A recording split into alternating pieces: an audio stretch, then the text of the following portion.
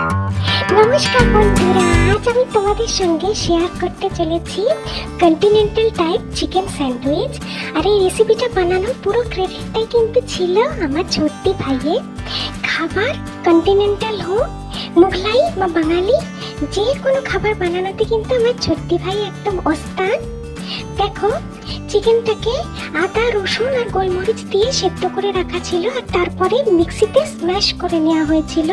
আর তার সঙ্গে এখানে অ্যাড করা হচ্ছিল পুদিনা পাতা, কাঁচা লঙ্কা, আর নিচে লম্বা লম্বা করে পেঁয়াজ কেটে রাখা ছিল।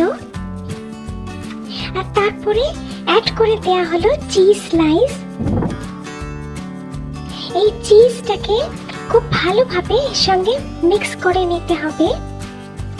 এই যে রান্নাঘর, এই রান্নাঘরে কিন্তু শুধু রান্নাই হয় না, এখানে শেয়ার হয় কত গল্প, কত আবেগ, কত ইমোশনের সাক্ষী থাকে এই রান্নাঘর। ছোটবেলায় যখন আমরা মা মাসিদেরকে একসঙ্গে গল্প করতে করতে রান্না করতে দেখতাম, তখন খুব মজা লাগতো। এখনো একসঙ্গে রান্নাঘরে সব বোনেরা মিলে গল্প করতে করতে রান্না করতে বেশ মজা লাগে। দেখো, এরপরে দিয়ে দেওয়া হচ্ছিল ধনে পাতা আর একটুখানি গোলমরিচ, আর তারপর স্টাফিংটাকে এভাবে স্প্রেড করে দেয়া হলো একটা ব্রেডের ওপর, যেমন নর্মালি স্যান্ডউইচের ক্ষেত্রে হয়, তোমরা সবাই জানো।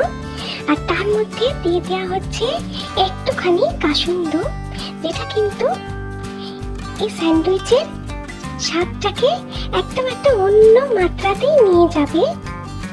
তারপর উপর থেকে একটা ব্রেড দিয়ে এবারে স্যান্ডউইচ মেকারে একটুখানি মাখন বুলিয়ে নিয়ে সেকে নিলেই তৈরি হয়ে যাবে কন্টিনেন্টাল টাইপ চিকেন স্যান্ডউইচ। এয়ারপোর্টে এরকম স্যান্ডউইচ দেখে খেতে খুব ইচ্ছে করলেও দামটা দেখে কিন্তু চোখ একদম কপালে উঠে যায়।